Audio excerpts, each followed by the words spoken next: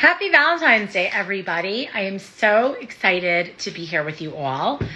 This is going to be a really great live, so I can't wait to see who comes on, and I hope the Wi-Fi or the network holds. I think I took myself off Wi-Fi because it was being weird. So I'm so excited to bring on my teacher and mentor. I'm going to give her a second to get on. Hopefully she can find me. But I highly recommend that you get a pen and paper because there's going to be stuff that you're going to want to, that you're going to want to write down. Oops, hold on. I'm going to get her. Hold on, where are you at, Laurelle? Hold on. All right, Laurelle, I just need you. I see you. I just need you to request to be in the video. So you'll see either it'll say request to be in the video. I'm going to see if I can get you. Oh my goodness, Laurelle, it says that you must upgrade your app in order to join, and I don't know what that means, but maybe you have an older version of Instagram on your phone because it's saying that you're not, when I try to go to add you, it says that you have an older version of the app. So let's see if you can upgrade that really quick, and I will chat with everybody. So I went running around my house because later we're going to try and do some crystal pulls. You know, on Sundays we typically do a Sunday slow down card pull, but I thought more fitting would be to do a crystal pull. And then I thought to myself, oh my gosh, I don't have crystals here at my house. Like I do, but like my healing tray, what I use is really at the Apothecary. So I started running around my house and pulling all of my smaller tumbled and raw pocket stones that I usually have all over the place and bringing them all together. So wait, I wind up putting them all in a tin, and I collect all these boxes, and you want to see how many I have? This is hysterical. I went from thinking that I had no crystals to do a crystal pull for you guys to having this many in this box. How funny is that? So the purpose of tonight, and hopefully Laurelle will be on once she gets through some of her technical difficulties, is Laurelle just released with Castle Point Books, which I believe is an imprint of St. Martin's Press, which is a big publishing house, Connecting with Crystals.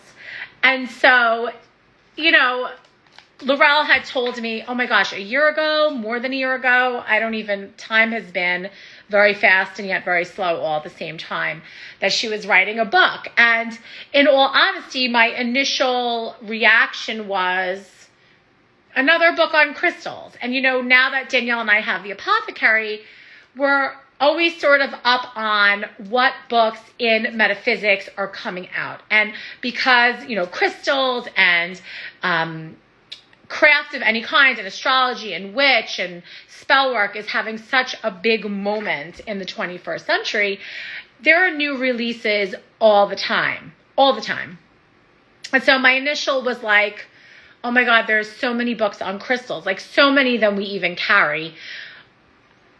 Oh my gosh, this is like a big feat to write a book. And I have to tell you, and I'm not just saying this because Laurelle is my teacher and my mentor, like this is such a great book. I am putting it up on the pedestal, and now there's going to be a trifecta of recommendations. So you know I already recommend Robert Simmons' Book of Stones.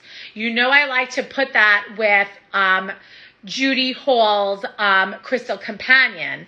And now we're going to put it, Laurelle's Connecting with Crystals, which we do have available on our website.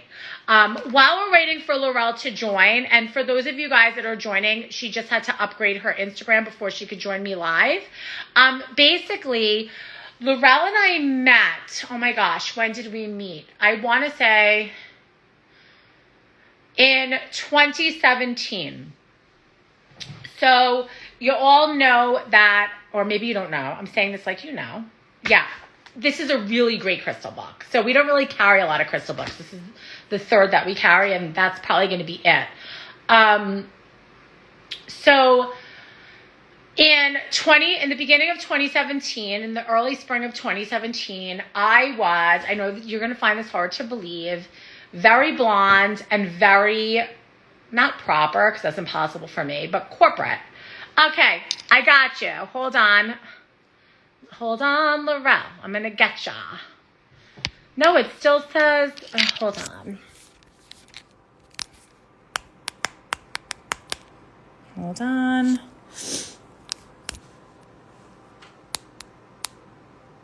Let me see, Laurelle. Okay, did you? So I hope this works. Fingers crossed. But while we're getting her in there, I in the beginning of 2017, I was let go from a job. I worked in government, local village government, and I really, really loved my job, and I was really, really good at it, and I did an exceptional job by all accounts. And I quickly found myself amidst an administration change, and because I was a political appointee, which is hard to believe me in the middle of politics probably, I found myself on a Monday having a job, and at 10 a.m. that Tuesday, after I had given the new mayor his oath of office on the Bible, I was fired. And my world was shocked. It was literally like as if somebody took all the pieces of my life and dumped it out on the floor, and I was left to put my whole life back together again. And I don't know why she can't join. This is so weird. And I was so upset, because what I loved so much about my job, I'm still talking while I'm trying to add her again. What I loved so much about my job was that I was helping people in meaningful ways, even if it meant, making sure a pothole on their street got paved, or making sure that, they had whatever they needed when it came to village services. It was so meaningful to me, because I know that I left them better off than where they were before. And that was the part of that job that I really loved. So I didn't have that job, and I was stuck, and I didn't know what I was going to do. My daughter, who you guys may have seen around, she started getting into crystals, and I was like, holy cow, I love crystals. Like, why have I not been paying attention to crystals? And because Facebook and Instagram, they listen to every word that you say on your phone, I started to be served all of these crystal ads in my Facebook feed at the time. And there was, or there still is, a crystal. Why can't Laurelle join? I don't know, Laurelle. I don't know why it's saying you can't join. So what happened was, I saw an advertisement for a class at a crystal shop about 2.5 hours north of us. And it was on a Saturday. I forgot when it started, but during the early morning to early afternoon, a 5-hour class. And, so what did I do for work before this? Is I was the head clerk. So I was the head administrator. I was the clerk treasurer of the village of Amityville in the location of where the shop is. So the shop is located in the village of Amityville, which is, in New York State, there are multiple types of governments, and village government is the smallest level. We have our own police department. So I was responsible for something like an 80-person people with 3 unions, a 23-member police force, and a $16 million budget. So it had like a big girl job, you guys. I had a big girl job. I issued bonds, we repaved roads, we got grants, all sorts of stuff. And then we got a new mayor, and I was ceremoniously discarded. Like, great. They were like, I was like, I'm in the middle of processing all the retirement benefits. They're like, we don't care. I'm like, but I'm the only one that knows how to do that. They're like, we still don't care. We'll figure it out. I'm like, and so it goes. The wheels of politics spins and spins, does it not? And so I see this ad served to me on Facebook, and I was like, crystals. I love crystals. I'm just going to go by myself. And no, I was not there when Peter was the mayor, but I cleaned up a lot of his mess. 16 years of it, girl. Anyway, I wound up driving 2 hours north. I'm not the type of person that likes to take a long road trip by themselves. I am a Libra through and through in terms of loving socialization, I just like to be around people energetically. Okay, I got you. Even if I'm not speaking to people, I still like to be with them. I work really well with Fairly because I literally can just stand next to her and feel grounded and literally not even have to talk to her. Like we can like communicate like through our minds. Yay! There you Yay! are. Oh my gosh, that was so hard. Okay. Well, now you did it. So now you know. Yes. So Okay. giving the longest stretched out explanation of how I can meet you. I know, and it was beautiful. Thank you. I heard it all. I figured my phone was just too old. So I tried to join on the computer first. But anyway, we're here. Okay, great. We're here, and hi. Hi, so everybody, this is Laurelle. This is the author of this amazing new crystal book and my teacher and mentor. And so we're just getting to the point where I drive 2 hours north to Wartsboro, which is like the littlest hole in the wall in the Catskills, take a crystal class in a converted church in their like side yard. And, you know, I don't even think I told you this, Laurelle, but I was like scared shitless. I didn't know what I was getting into. I was all by myself. And when we sat down, you know, you were there, Peter was there, and you guys are like very esoteric. And then there were these three other beautiful people there, and everybody was like, I'm a Reiki this, I'm a Reiki that, I'm a Reiki this. And I'm like, I like crystals.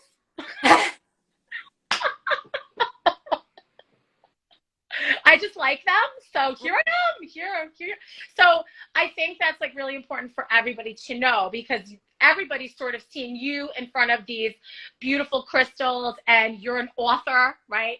They see me and I own a metaphysical shop, somehow have commanded some level of respect somehow, but they're seeing us now and they're not seeing us where we came along our journey and how really the crystals have helped us move along the journey, which is why we speak so much about them and why they're so important to us. So with that, please introduce yourself to our amazing community. Hi, I'm Laurelle. As Dina mentioned, I am the author of Connecting with Crystals, Crystal Wisdom and Stone Healing for Body, Mind, and Spirit.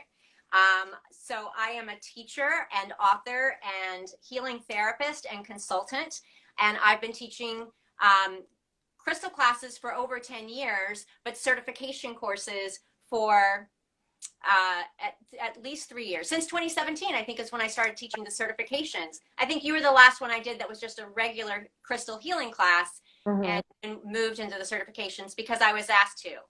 And I think, by the way, you have this amazing shop, and a lot of it comes from your amazing energy and all the joy that you put into it. And I think that's sort of what got people excited about me and what I was doing as well, because they loved the way I talked about the crystals, and how excited I was about them. And you know, that bleeds over, so to speak.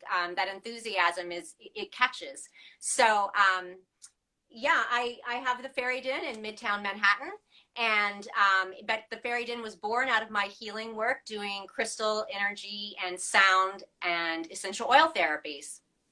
So, you know, you guys, some of the things that I say on repeat when I either teach my intro class or you'll hear me say them on our lives or our sales literally are all directed to Laurelle. Okay. So like, for example, when I say things like we don't program our crystals because we don't program our friends, that's Laurelle. It's in the book. Okay. That's Laurelle. When I say things like calcite as a group brings movement and flow in their stagnation, that's Laurelle. Okay.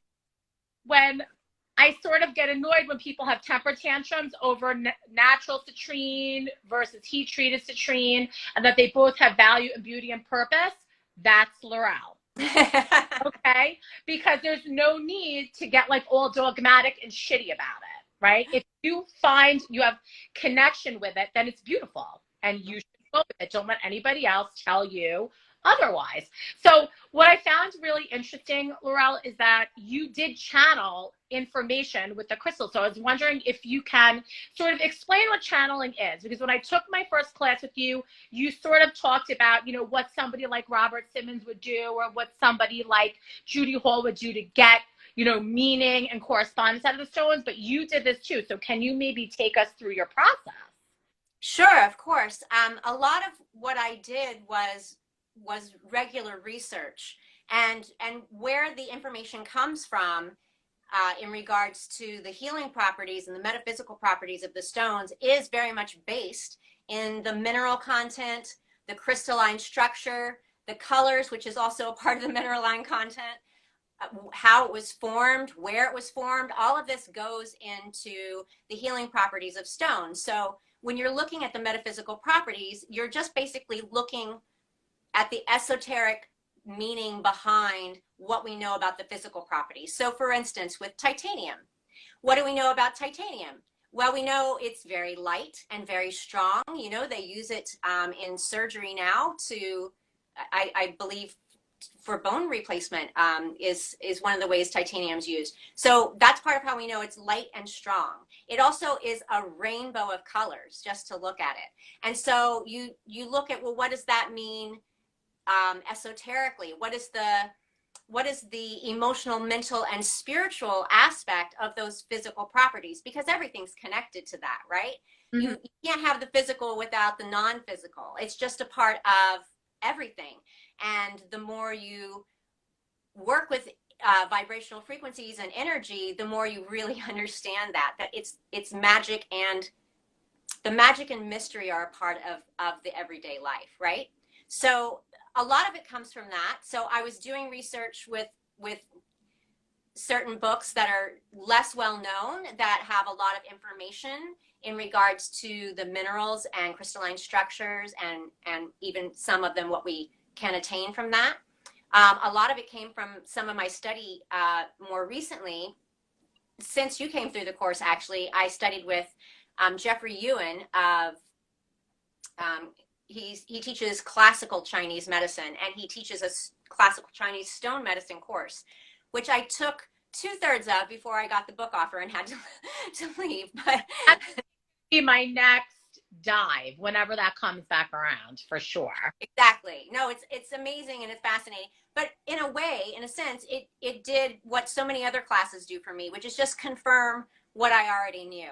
Mm-hmm. Right? And look at it in a slightly different way. But there's information in there that I got from that study as well, that the study and use of stone medicine has been around for millennia, and it's just harder to find some of the original sources of it. So that's why I wanted to take that course. But anyway, so I did a lot of research, and then I channeled what was coming through me. And, I do my best to be a pure channel of the energies, and I asked for the information that came through to be in the highest good of all who are reading it. So, and it's interesting, I get worried sometimes. I was thinking, oh, I need to do all this research so that when I channel, I can compare the research and make sure I didn't miss anything really key. And overall, I didn't.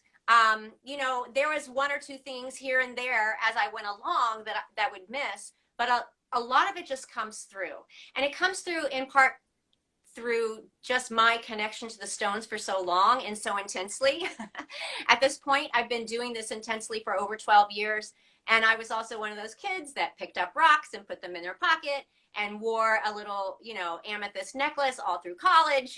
That was certainly a part of my path. Let me ask a question really quick, because I think one of the biggest questions, and I'm sure you got this too when you sell a crystal to somebody that's new, is, they got the stones, they're attracted to it for whatever reason, they're going to pick something up. And then how do they start forging that relationship or that connection? How do they work with it, right? Right. It's I feel like very hard to explain. Yeah.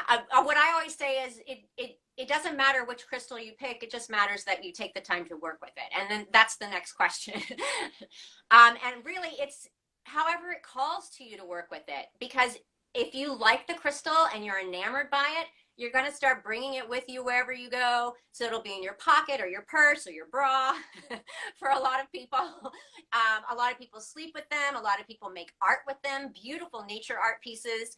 A lot of people will meditate with them. And that's often where I start. I mean, that's where I start with all of my classes is a meditation to begin every day, because what you're doing is taking that really focused and guided time to really see how the energy comes into your body, to see where it goes, to see how it moves, to see what thoughts, feelings, and images come through for you, and then realizing that those are all clues. And what I love about starting with these meditations is afterwards we talk and someone says, well, this is what I experienced.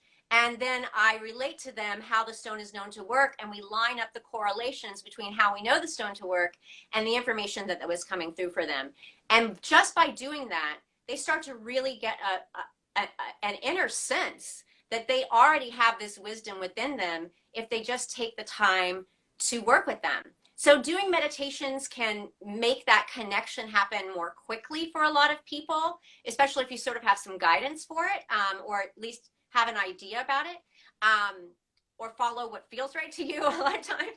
I didn't have much guidance when I got started, and it all just sort of came because I started by pulling, I don't know, 3 to 5 crystals home with me every time I would go to someplace. And then I started working for a gem and mineral dealer, and it started to be 3 or 4 boxes at a time. So I'm a real collector. Yeah. I like to have a little bit of everything. My goal was sort of like, well, let me get one of everything I can get one of initially. And by doing that, it took a little longer for the information to come through, but I had those crystals in my energy field for a long time, for over 10 years by the time I started writing the book.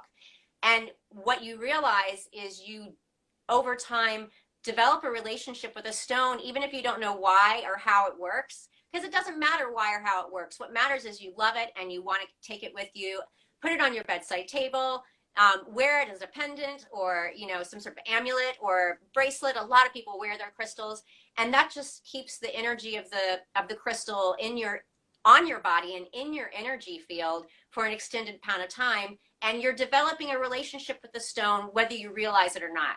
And that's one of the things I said in the book is, for a while when I started working with them, I didn't think I felt them. I felt like everybody else could feel them, and I couldn't feel them in the community I was in. And then I realized over time that I was feeling them, Mm-hmm. and I wasn't aware of it because the energy's so subtle. I think so. I have something that I actually say to the people that come through the apothecary. I don't know if this will resonate with you, but I sort of feel that we feel when we Mm-hmm. big crystals like a moldavite, which is really the most palpable. But for me, the first actual palpable experience I had with a crystal was a shivalingam. Oh, Okay. I like to say that when you feel that big energy difference, yeah, beautiful. It's because you're vibrating, there's such a difference in the vibrational frequency of you and the crystal. It's like going into a hot tub when it's 20 degrees Fahrenheit. Right? So when you're outside in the winter and you go into a 96-degree hot tub, you're gonna be like, oh my gosh, this is so hot, it's burning my feet, and you're really gonna feel it. If it's 96 degrees outside and it's 96 degrees in the hot tub, you're going to feel that it's wet. You're going to feel that you're surrounded. But again, it's so much more subtle. And yeah. that's sort of the way I sort of feel about it, is that over time, when you start bringing yourself up and getting maybe, right, all we want to be as human beings is maybe a little bit more even, a little bit more stable, a little bit more able to allow the wide range of emotions to pass through us without getting attached to it. If we can get there, there's not going to be those huge jumps because maybe we're more stable. Mm-hmm. More balanced. Yeah. That really resonates with me. The way I often get people to connect with the stone's energy is to say, well, how does it make you feel? Because that gets us out of our head, right? So people are trying to think about how they feel about it. And I'm like, no, how do you feel about it? How how does it resonate with your body? How does it feel in that way? So, All right. right I on. want to know what crystal, like whenever you're around you, like, I really don't like this. What crystal do I not like? Oh, you're gonna laugh. Well, it used to be. It's not so much anymore. It used to be moldavite. Real okay. Okay. Yeah, it's just so intense, and I like to walk the middle path. Mm-hmm. And the energy from moldavite was so intense for me. I didn't feel good around it. Yeah. I really liked the jaspers and the agates when I first started. I could feel that in my physical body, and it felt good. It felt nurturing. It felt soothing. It felt balancing to me. Whereas moldavite was just like, wow. But I do feel, and I've talked to a few other crystal healers, that about a year and a half ago, the energy of moldavite shifted, and it's not as caustic in Mhm. its intensity as it used to be. Do you experience that too? Yeah, when I first got it, did I ever tell you this? When I first bought it, right along that, right around that time when I was with, like, met you, I think in the beginning at Crystal Connection, I had flown down to Florida and found like a hole in the wall rock shop in Port Richey, Florida, like literally in a dilapidated garage. Those And are the best. found a chunk of moldavite set in silver that must have been sitting in there before anybody knew what moldavite was. It was like under layers of dust. And I want to say I paid like $45 for it. Like ridiculous. It's amazing. Me, like not knowing anything about anything. And I wear things all the time and I don't take them off because fingernails. Okay. And so I put this moldavite on and then proceeded to fly from Florida to New York and then drive from New York to Maine, which, like, unbeknownst to me, is like littered with tourmaline. And I wound up, again, going into every rock shop I could find in Maine. And in one of them, Lavish Earth, which she makes a crystal deck, an affirmation crystal deck. I literally got up on my tippy toes, broke out into a cold, wet sweat, felt sick to my stomach, and almost fell right on my face. And the Right. lady was like, take it off. And I didn't touch it for months. And for the whole time I was in Maine, I felt like somebody was pressing on my face with goggles, like really hard in all of my sinus cavities. It was brutal.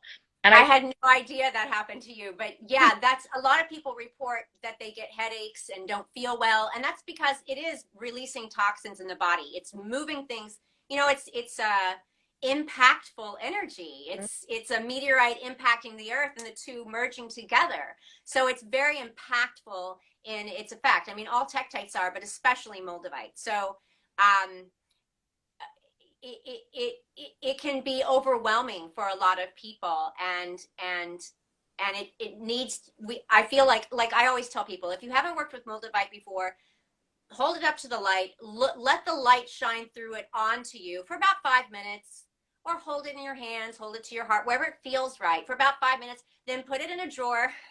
yep. Put it at the back of a drawer, and don't take it out till the next day. Just be clear, I'm going to work with you for 5 minutes and I'm going to put you away so it can rest and sleep, and you can integrate that intense energy.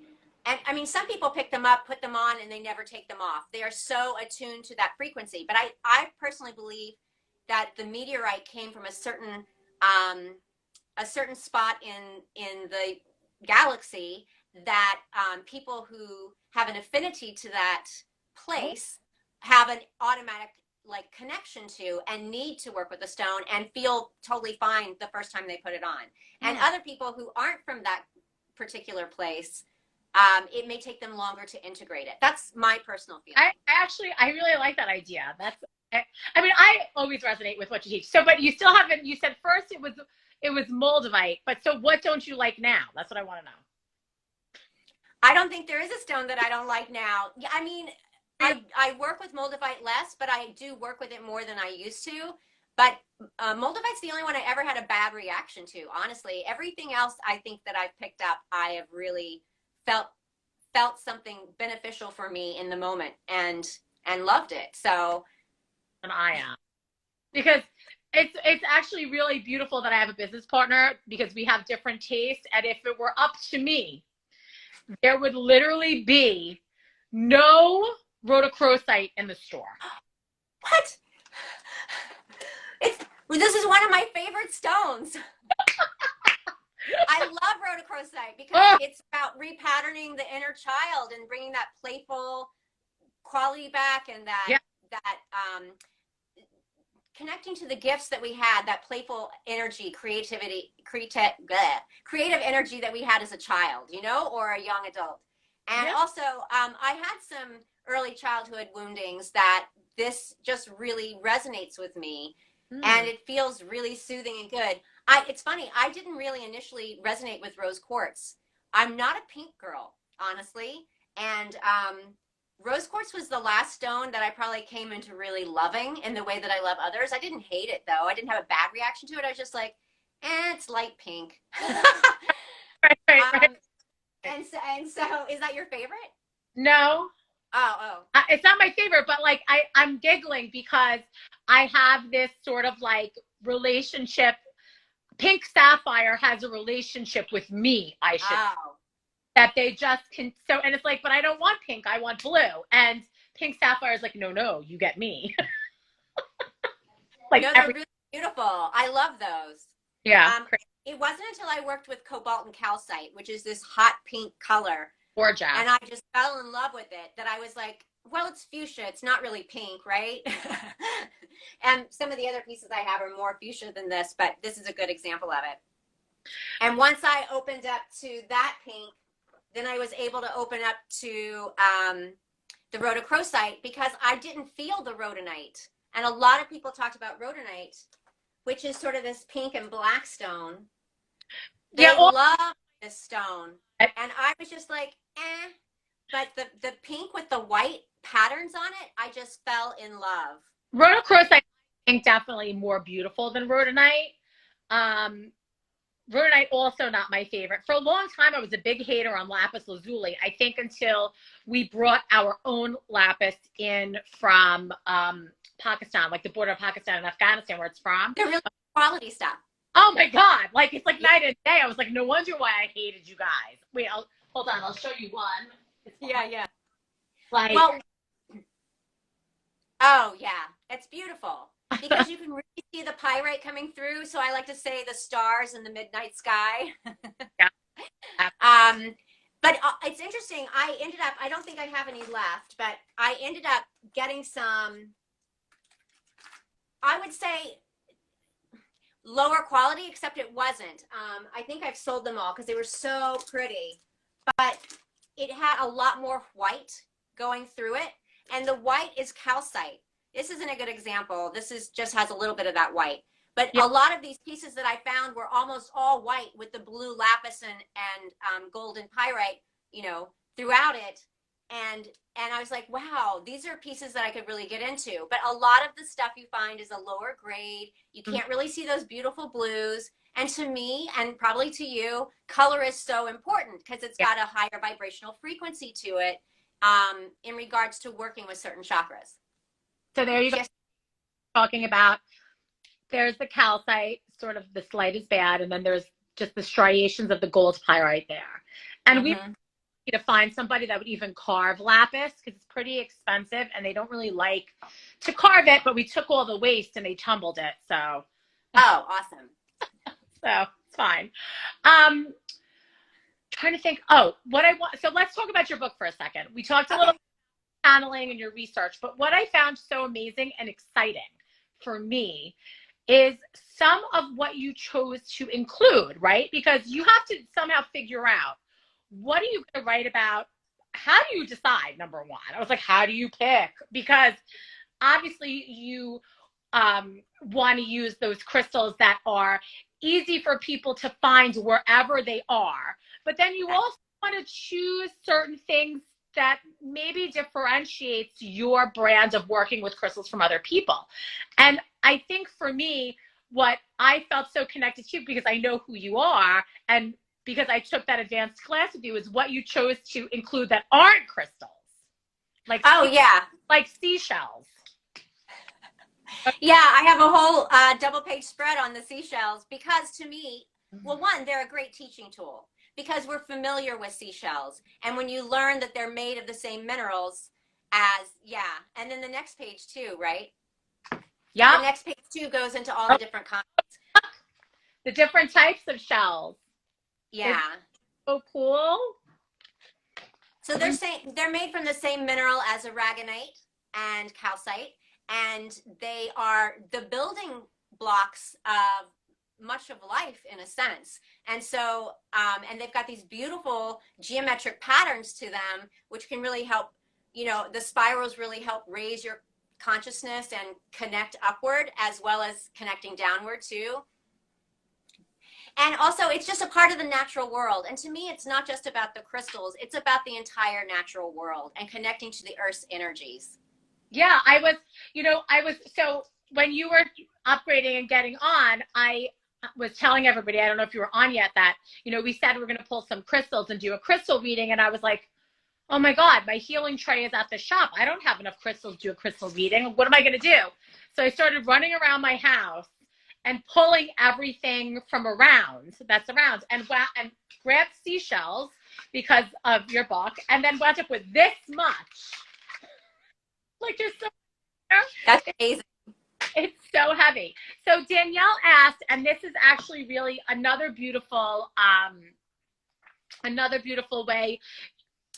We're going to talk about the quartzes in a minute. Like, I love that you did quartz locations, but Danielle asked that you speak about citrine and heat treated. You talk about natural. You talk about Lemon quartz. You talk about smoky citrine. So, because you hear so many people talking smack about heat treated citrine, it makes me sad sometimes. I'm not gonna lie. Like, I get like a little upset for heat. It got mined out of the earth as amethyst and went through the process. It became citrine, and everybody's got to shit talk it. Yeah, I know. I hear you. I mean, there was a time when I didn't like man messing with, or humankind messing with any of the stones either. But then my philosophy, my spiritual philosophy is everything happens for a reason. Everything is perfect. Even if it brings up things that we don't like and we're not happy with, there's a purpose and a point to it. And if someone's going to connect to a heat treated citrine more than the natural citrine, to me, there's a reason for that. And there's a reason that they need to work with that stone over the natural citrine. Now, it could be a cost issue. I've got $2, I don't have 25. When it comes to the natural citrines, they're more rare, they're more expensive. But also, some people just prefer the heat treated citrines because, well, they've got a darker color frequency. They hold a different type of solar energy to them. And part of that's the heating process. And to me, they are citrine.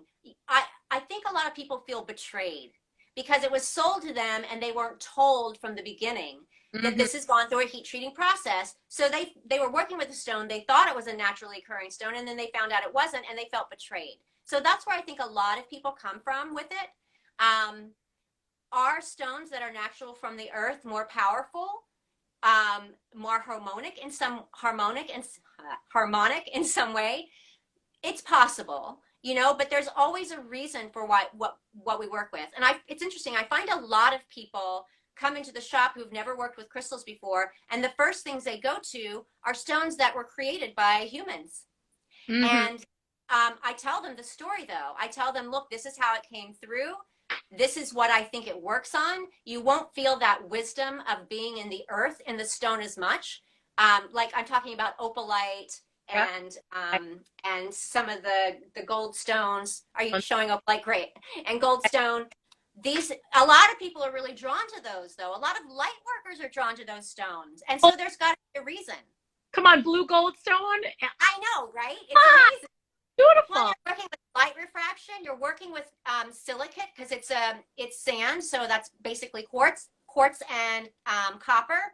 But it was created through a special process by humans to make those sparkles happen. But you're working with light refraction when you're working with something like that, and that's part of what crystals are about. And I find that as people are really as they're first dipping their toe in, that's the energy they need, because maybe they're not ready for the energies directly from the earth, or they're really working on their auric field. And so I find that, or they need a super cleansing, right? Which the goldstones do, but the auric field is very much, the opalites have that ethereal pastel color to them that I feel really, really helps us become more aware of our energy field around us. And Yeah. some of them are very clear, and it's so ethereal, and it's also much less expensive than, another treated quartz, which is the aura quartzes, um, and it has that same energy. Now, there's Okay, some here's, stones though. I don't know if you're going to be able to see the aura on it. I do Uh, see the aura on it. Yeah, yeah. Oh, here. I wonder if you can see. Here's an angel aura quartz. you definitely can see it from yours. I have a little one that has blue on it too. I found somewhere. I found it in like I have seashells filled with all manner of crystals all over my home. So that's what I was pulling from. This is an aura. I call it sunset aura because there was no name for it. Our friend upstate, Yes. Travis, he gets amazing colors. There's this new, what I'm calling aqua emerald Ooh. color that I'd never seen before. He's like, I don't know how they got that. So I had to get some of those. But anyway, so the opalite and the goldstone, those are completely created by man, human created. Other ones are taking a bit from nature and then expanding on it, like the bismuth, is grown in a lab, but they initiate it with an original crystal, is my understanding. And then there's stones like the aura quartzes, where the crystal grew in the earth, and the minerals that they bond onto it grew in the earth, so that it's got the earth's wisdom in it. It's just been sparkled, And the guys who initially did it, I asked them about it, and I walked away from the thing going, oh my God, the fairies made them do it. The story was so magical and so off the cuff, just how did that happen sort of experience that you're like, this was meant to be. And there's a reason why light workers are drawn to it. So getting to the citrine, all citrines are about abundance. All citrines hold solar energy, but there's different vibrations of that solar energy. So when we are dealing with natural citrines, which many of them are these lighter colors, lighter golden colors, and some of them get much, much darker. I guess I've sold out of some of my darker pieces at the moment. I really like this one because it's water polished and it really sparkles in that golden way. But some of them get very dark. This is a lot, almost brownish in color. The natural citrines really work on a generalized abundance and a higher spiritual connection, whereas the heat-treated citrines, which range from these like dark orangey, rusty oranges to these lighter colors, I like to think of these as little scrub brushes for your solar plexus. It just really cleanses and clears them up. But this is more about financial abundance. And part of that's because of how it came into being. They were like, oh, there's not enough citrine, natural citrine in Brazil. Well, we know through science and experimentation that all amethyst are also natural citrine is initially amethyst in the earth, and it goes through an irradiation or heating process that turns it into citrine. It shifts the iron, the trace minerals, the trace iron that's in it. It shifts it from that purple color to that golden color. They're like, why don't we just do that? And then we'll have more citrine to sell. And so part of their intention was to make money. So and this is a stone of abundance. So it made it more about financial abundance and bringing in luck in regards to financial abundance. And it's also, so it's great to stick into your wallet, to bring more abundance into your wallet or by your cash register, depending on what you're doing. It's got a deeper, more warmer solar energy to it. It warms up quicker, and that's partly because it's gone through a more intense quickly warming up process to change it into citrine. Now it is citrine to me. It was amethyst. Now it's citrine. It went through the same chemical process, but the chemical process happened outside of the earth. So it doesn't have quite the same citrine wisdom, but it's close. I'm gonna pause you for a second, and I want you guys to really understand the way Laurelle teaches. I don't know if you're picking up the fact that she's describing process and connecting it to how the stones and crystals work with us on the spiritual and ethereal levels. It's like the universe isn't really trying to hide or cloud information from us. Literally, again, when we talked about man making blue goldstone, it literally was like that, bringing in the light, working with the light and the refraction, maybe illuminating our own darkness in some way. It like, if you look at it and get a story, like that is how it's meant to work with you. It's really that easy. And I think that's what connects me to Laurelle so much, because it just makes so much sense. And it takes something that can, there's so many crystals, there are so many minerals, there are so many formations, something that could be really, really heady and science, and bring it down to something that we all can work with in our day-to-day lives. Yeah, and that's what I love about teaching about the shells, is because you're like, okay, well, what would a shell be good for? Well, we know it comes from the water. So right away, we know it's going to work with emotions, because emotions are represented by water, right? So it's like it's just like a walnut. It looks like the brain, and then we find out it's good for the brain. Nature shows us these things. And when we follow what feels right, then we're guided by our highest good and what we need, as opposed to following what someone else says and being guided by what they believe. So if I always try to bring it back to you, and bring it back to, well, the reader in the case of the book, or the person that's in the class, that how are you connecting to the stone? What is it that you need to get from this particular piece? Someone had asked if you can talk a little bit more about rutile and phantoms in quartz. Sure. I don't know if you can see it. This has some gold rutile in it. They're a little wispy. Yeah, yours is so thick. Can you see it?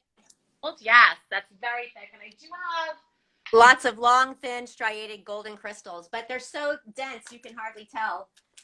I have a killer phantom, but I don't. There you can see. That's beautiful. Yes, oh, it's that's Harvey. Harvey has the best ones. You just got to dig and dig and dig when you go through his quartz. You can find really good phantoms, but it's like the light has to be perfect. Yeah, I think. Oh, did I sell all of them? Does this have a phantom? It has a phantom. I don't know if you'll be able to see it. The darker amethyst inside the lighter. Nice. Probably not as easy to see actually on the screen. Yours is better. But sure. I mean, well, going to rutilated quartz, it's interesting. I started developing, I've always had a relationship with it, but I used it a lot when writing, because people call this the writer's stone, right? Because all those long, thin crystals in the quartz, anytime we have long, thin crystals, it's working on the midline of the body. And the golden color also helps you to realize that it's connecting us with spirit above and the earth below. And if you actually look at like when a baby is born, the cord, can't think what it's called. The cord, if you look at it when it's still attached, it's got this shimmer to it. It's almost an ethereal shimmer of like pastel, golden and silver and other color pastels going through it. And it reminds me of a lot of these pieces that have these metallic colors going through quartz. And so this is a really great stone to sort of connect to that midline energy. It accelerates your energy. It accelerates growth and spiritual understanding, because it's connecting you to that. It really assists with empowering the person, and it's very good also for grounding you, because it's that metal still going through that whole midline, connecting you above, through your center, and below. So a great stone for accelerating growth and channeling information or writing, right? That's why it's known as the writer's stone. Love that. Really, really great for that. And it connects to the golden ray, obviously, and solar energy. Most gold stones do. And then the phantom, anytime we have a phantom inside a quartz or any stone, the crystal is growing, and then at some point in the growth, a layer of another mineral coats it, or sometimes it's another mineral or the same mineral but darker, like the amethyst one, right? It was a heavier layer of it, so it made it darker. And then it grows again on top of that without that extra mineral or extra colorization. And so it looks like a crystal within a crystal. It's amazing to find. And a lot of them are, yeah, are polished like that, where those, it happens more naturally where they can polish it and really show it up in a beautiful way. But sometimes you'll even find it in a natural crystal, right? Where the point is right under the other point. So that's just about, I mean, think about it. What does it feel like to you? What would you think a crystal inside a crystal would be about? Is it's Sorry, you go. You go. Go ahead. I want to hear you. Do you want to answer? Nope. Okay. Well, I'm asking the question for anyone out there listening.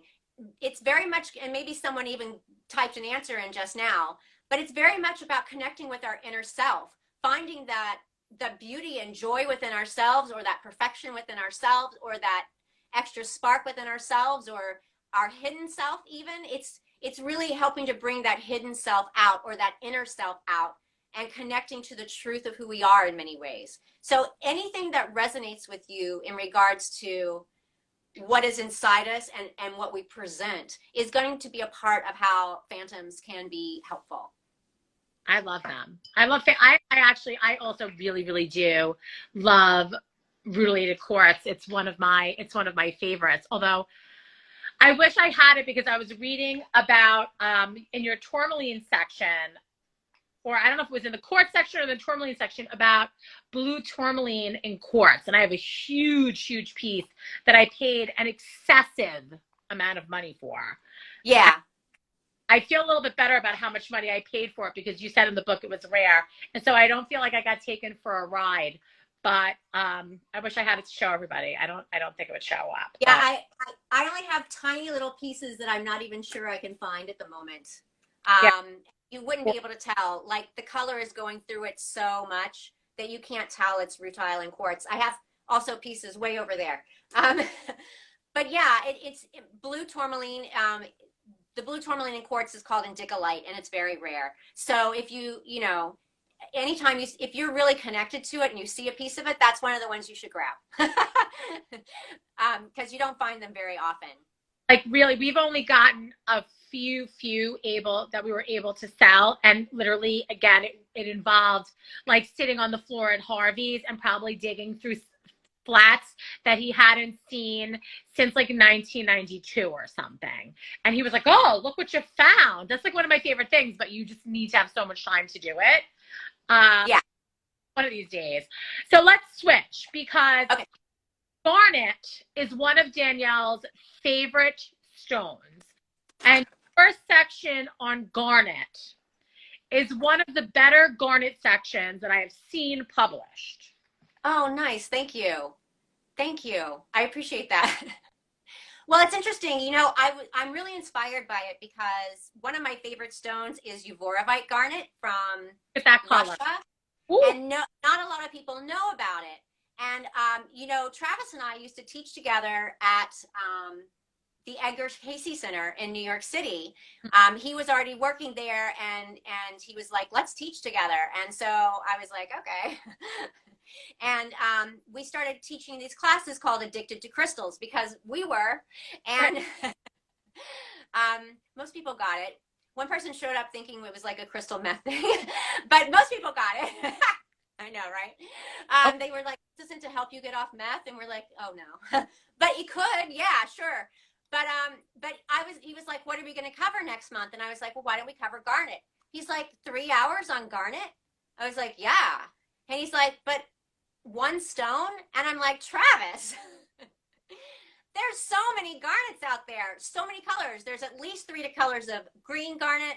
There's several colors of red garnet. There's orange, a couple of orange garnets and yellow garnets. It's the colors of the rainbow, from clear all the way, I think even, well, yeah, you could say brown for sure, and black, black garnet. So, I mean, we're used to these garnets that are a little more red, sort of a reddish brown color, right? But this is a nice big black garnet. And when you look at this, you can go, "Oh yeah, the other one wasn't black. It was a reddish brown." Right. Right. And these green garnets, these are some of my favorites. Like I said, spessartine garnet. I've got a chunk of that. I have a little pretty. So spessartine is often this orange color. Mm-hmm. And Oh, I forget which one this is exactly, but this is like a champagne Oh, garnet color. gorgeous. Also amazing, amazing colors for these stones. And it's funny, what did I have in my lap when we started all of this? And of course, then I got up and had to move everything around, but garnet. There you And go. I'll tell you why. To me, this is one of the best stones. And I didn't always connect to it in that way, but it is grounding. It is stabilizing. It is about strength, security, and structure, giving you that strength, security, and structure that you need in order to expand and expand in a comfortable way while still grounded. Hmm. Which, if you go too far too fast into this, you become ungrounded because you think, oh, it's stones, it's grounding. But it's so expanding at the same time. And so I really, really love working with garnet because it really keeps me grounded and keeps me open to that expansion coming through. And also, what I love about Uvarovite garnet, all of them help us to know that we already have all we need right here, right now. Right? It's very much about that physical plane. And Uvarovite and all of the green garnets, in a sense, do that in the heart chakra. They bring strength, security, structure, and expansion to the heart. And they help us to know that we have all we need right now. It helps to move us away from any sense of lack and come into more of an abundance consciousness. And I think part of the reason Uvarovite does it so well is because it's a bunch of tiny little crystals, amazingly bright green crystals growing on a matrix of a slate gray, which actually I think maybe slate, but I'm not positive, so I don't want to say that. But all these tiny little crystals, anytime we have all these tiny little crystals that we call druzy, it sparkles and it cleanses and clears the whole energy field and opens it up even more powerfully than a stone that doesn't have all the sparkles, which, it's part of why I have the fairy den. One, I'm a fairy in a den, but I love the fairy stones and Yeah. any druzy stone, any stone with rainbows. I am all about it. I want color, color, color, because I really feel like it's really great for the healing because it's really resonating with particular chakras in a larger way when you've got that true pure color of that chakra.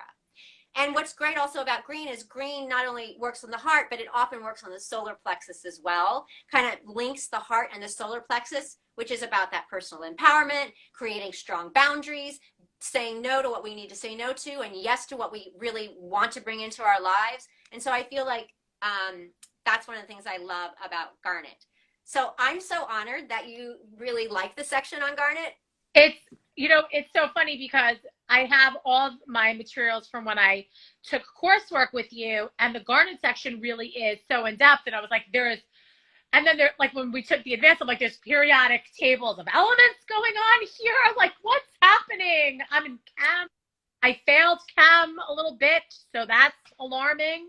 Um, but seriously, the garnet section is amazing. And the last section I really want to talk about before maybe we do some questions and do some crystal pulls is your quartz section. But more specifically, I'm really interested in your growth patterns because I have pretty much I want to say every major crystal book, right? Right. There's so many crystal books. So like I have all the Hall books. I have Melody's book. I have all the Katrina Raphael books. I have obviously the Simmons book, which by the way, he re-released it.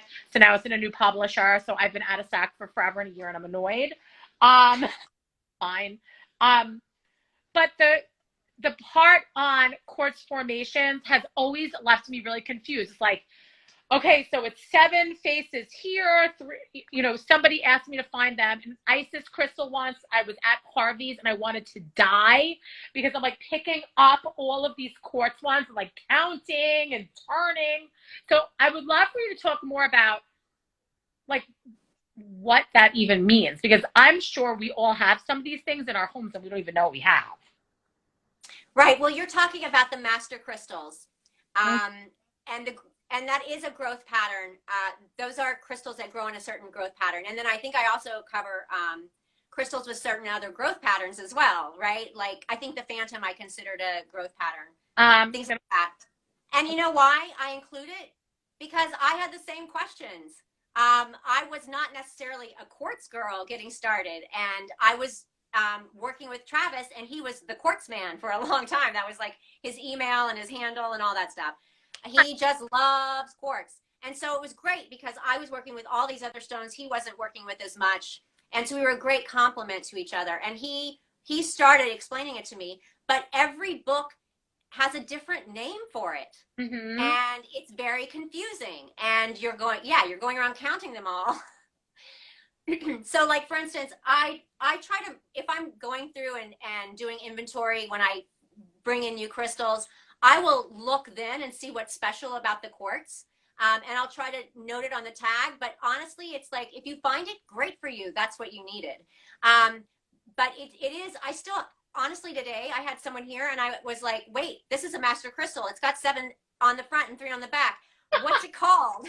I had to look it up myself because it's still a little bit confusing for me. It ends up that it's a channeler, but also known as an initiation crystal. Oh. And so what's interesting about that is it's great for channeling information, but it's also great for the spiritual seeker because you are looking, those that are looking for something to bring in regards to spiritual understanding, it's a great stone for them because they can start channeling that information through. And if they have any questions, it will bring the answer. So what I tried to do in that section actually is put everything that I understood from all of my research together and make it cohesive so you could understand why people have these different understandings of it. So yeah, I think I covered 5 of the masters, the Tao, and the channeler, the Isis, which the Isis I connected with right away. It's one of the first crystal clusters I brought in had an Isis on it, and it was pointed out to me. I really need to start looking at all of these because I have no idea. Like there's so many. There are so many different formations. I'm like, look, I'm like holding him, like inspecting. I'm looking. I'm like, what is it? I don't know. Okay. So yeah, so you have the master crystals and then you have the quartz locations.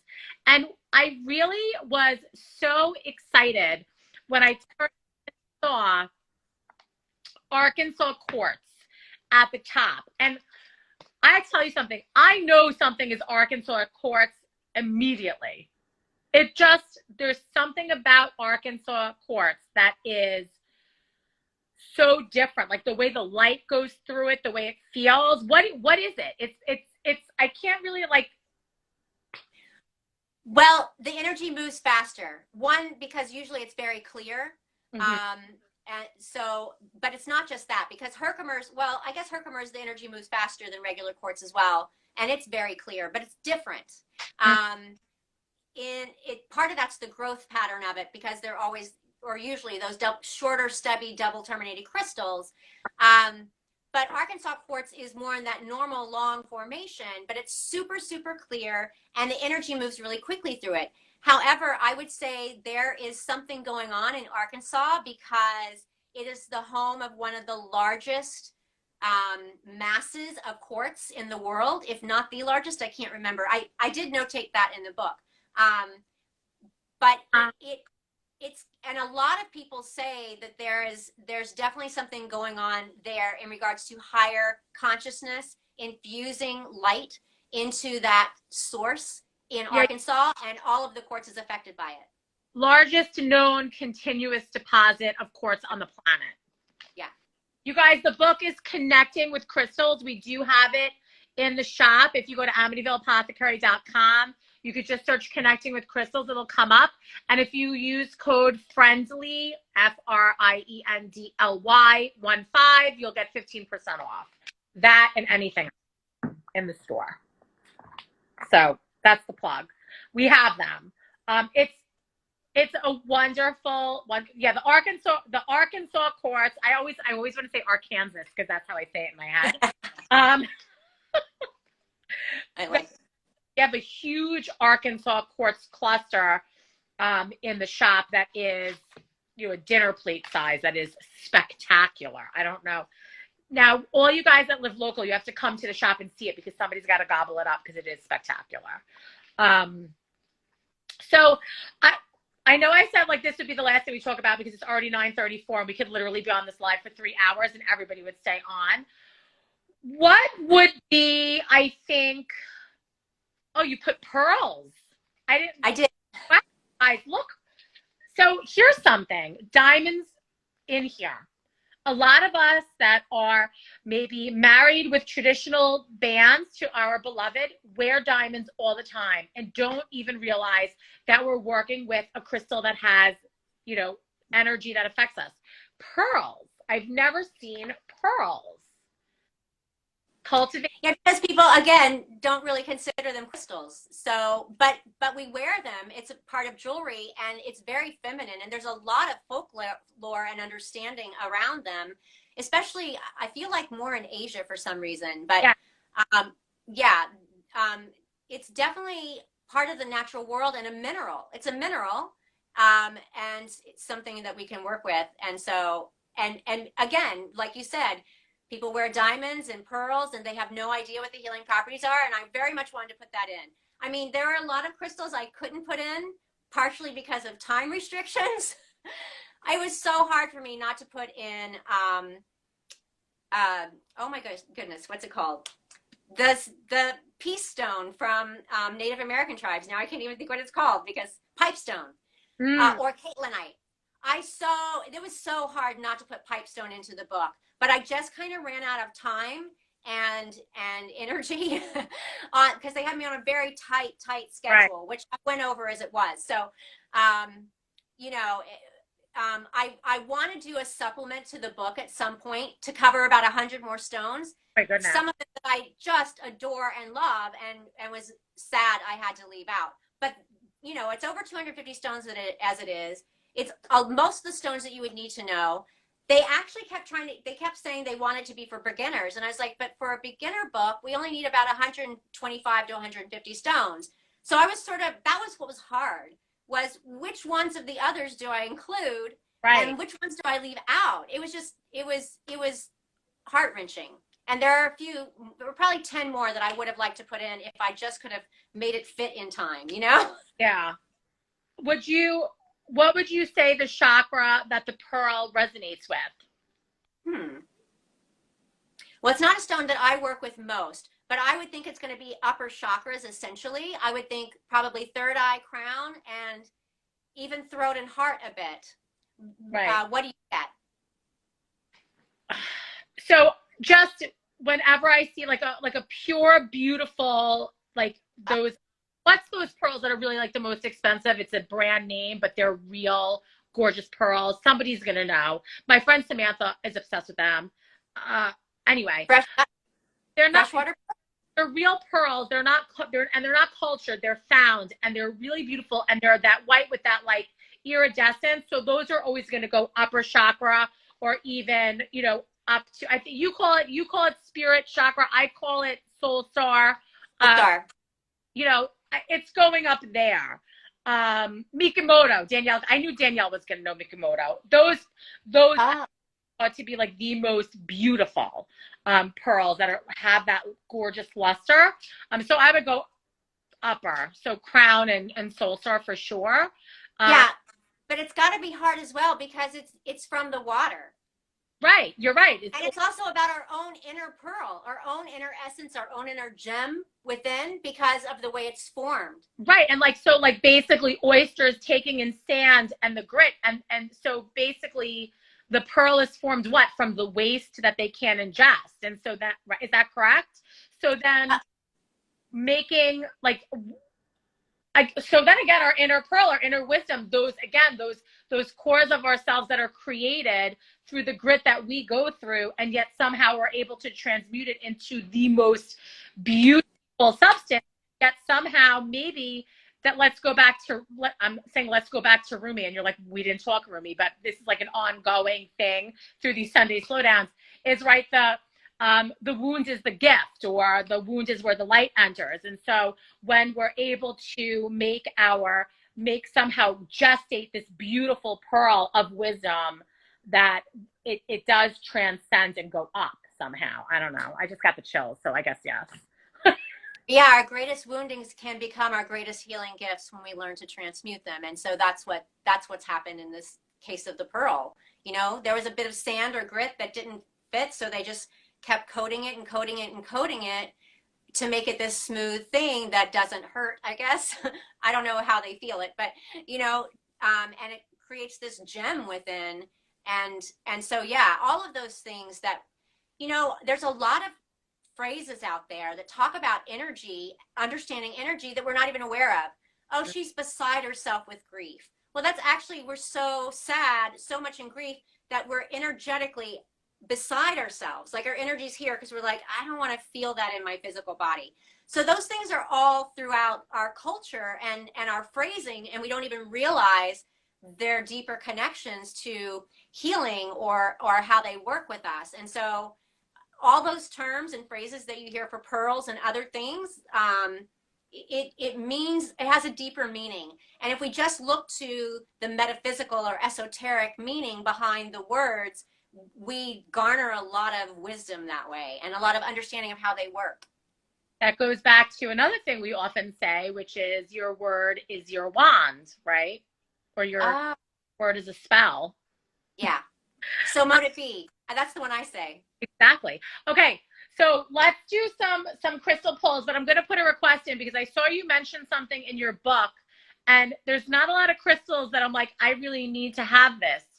But you mentioned that optical calcite comes in either pink or lavender. And so if you find a chunk of that, you need to get it for me and I will pay you. You have it? Yeah, it's kind of hard to tell that it's lavender probably on the screen, but Yeah. maybe if I put it in front of some white-ish, um, it's a very light lilac color. Oh my God. I don't think you can see on here. Unbelievable. It's a very light lilac color. Let me see.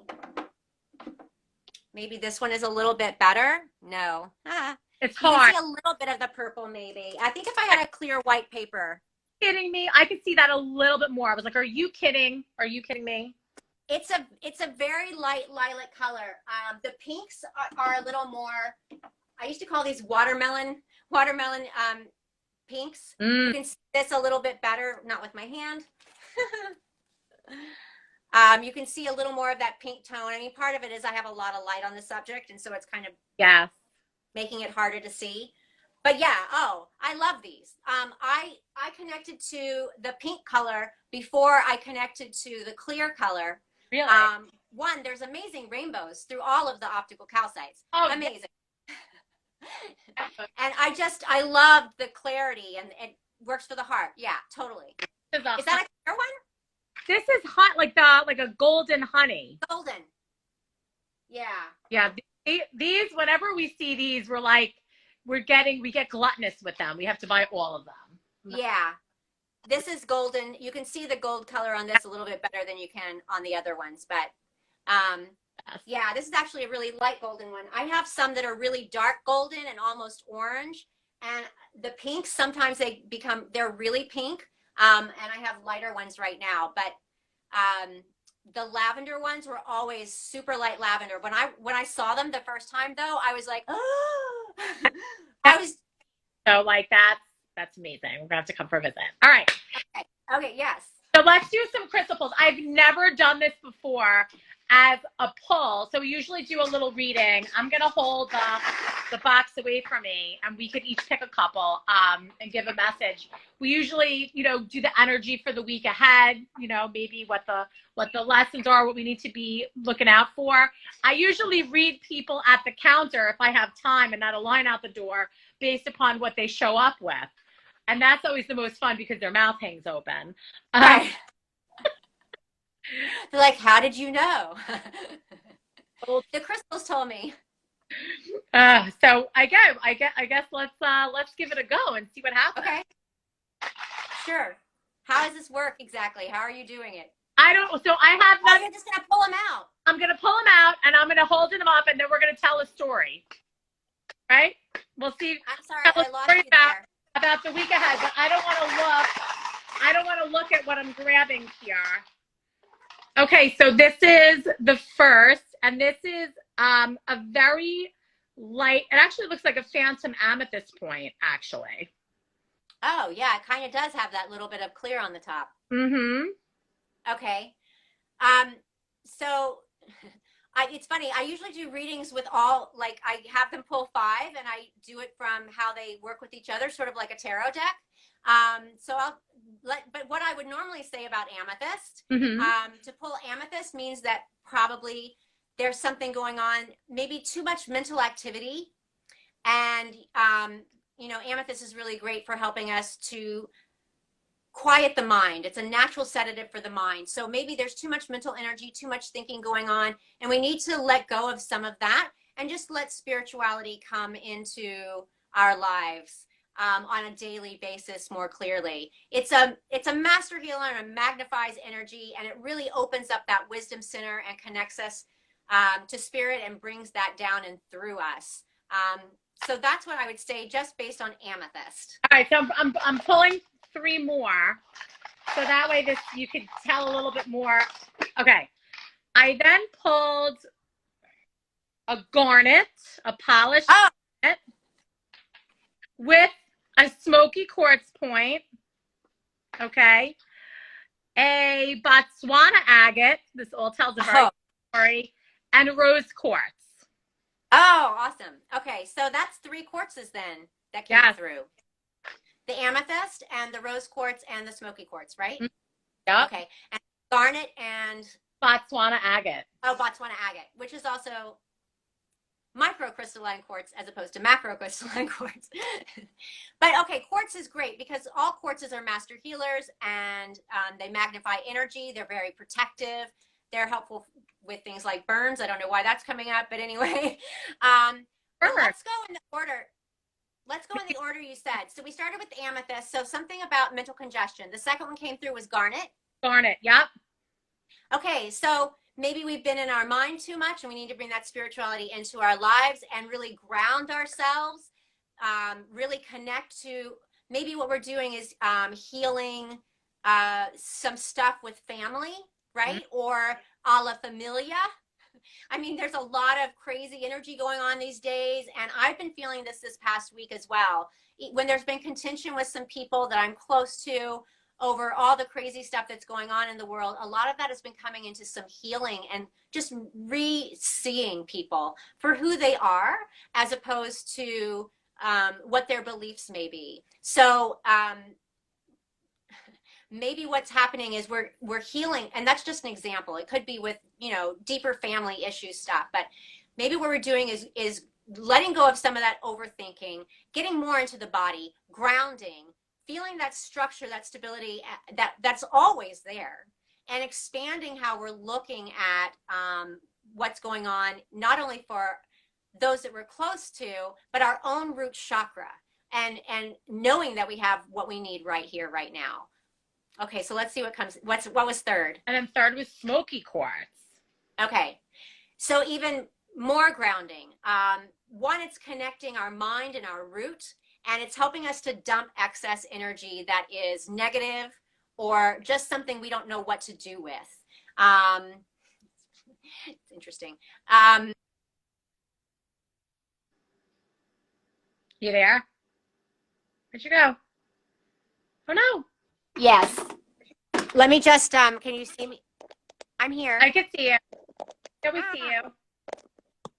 Okay, I just plugged in because we're over an hour. I guess my phone's getting low on battery. Anyway, right. So grounding. So, because what smoky quartz is really good at is reconnecting our energy field to the Earth's energy field and helping us to dump excess energy that's not serving us. And so this kind of keeps with that theme of whether it's dealing with family or friends, just, getting out of our head, coming into our root, healing our own root issues for ourselves, so to speak, and dumping that excess of what's not serving us any longer, any negativity, anything that's getting in our way. All those thoughts flow down into the earth for transmutation. And because there is that symbiotic relationship with the earth, once you dump that negativity to her, she's able to transmute that into good, and then you're able to bring her healing, nurturing, soothing energy up into your body. So it's sort of like a cycling down and out and up. So what was the fourth stone? Then we went to Botswana agate. Oh, right. So Botswana agate, all agates are nurturing and soothing, somewhat stabilizing. And Botswana agate, is it one with swirls or one with lines? Let's look. Band. It's banded. Banded. So that's about separating the pure from the unpure in our lives. So here we stick with this theme,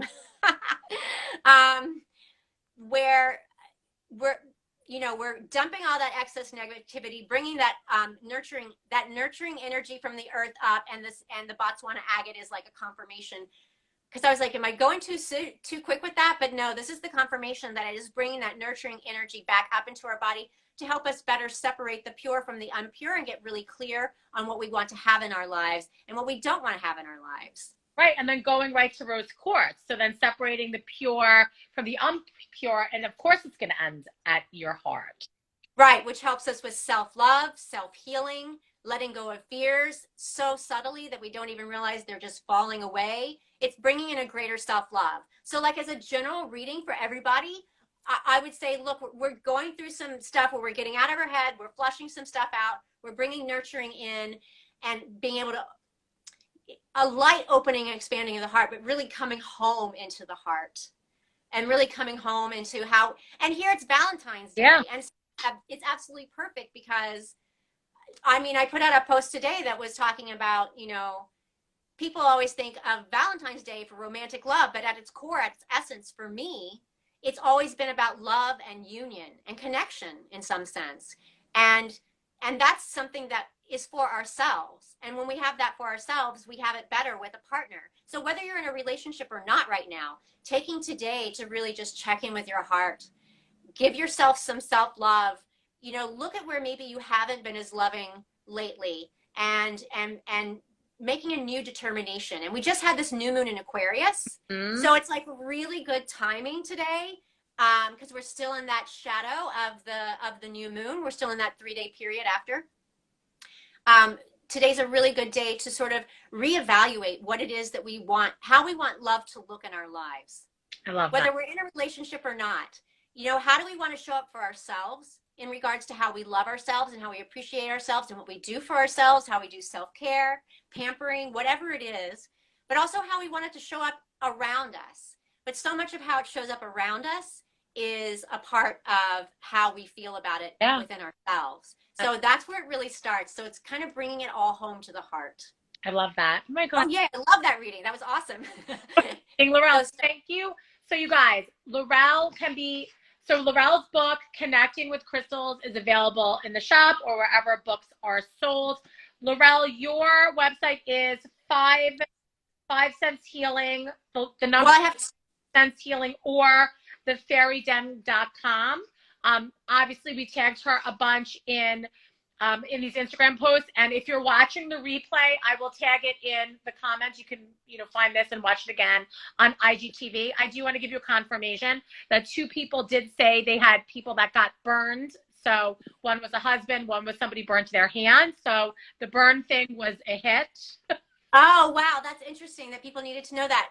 Rose quartz especially, I mean, all the quartzes work for it, but rose quartz can be very soothing for burns especially. And lavender essential oil. Yeah. You got to throw all the gifts. For sure. I love lavender. You have to cover all the bases, and we all should have lavender in our toolkit. Laurelle, it has been so amazing. Thank you so much. Can I tell you, I do have classes coming up. Can I give a shout out about that? Sure. Okay. So I'm doing a Connecting with Crystals next Sunday on Zoom. And then I'm also doing a Connecting with Crystals in March, which that's the 4-hour introductory, meditating with stones, really sharing our experiences, talking about what's coming through.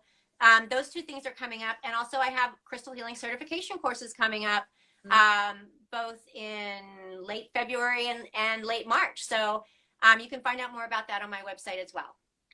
And thank you.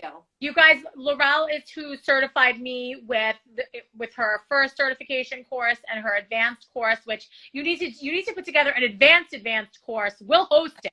Get Lester, get Frank, get the gang together again. Come on, we got to do it. All right. Okay. I'm down. I'm totally down. We'll talk. Awesome. All right, you guys, thank you for joining us. the rest of your Valentine's Day. This was so amazing. And I hope we get to see each other soon. Oh, me too. Me too. Bye. Good night. Lots of love and blessings. Good night. Bye.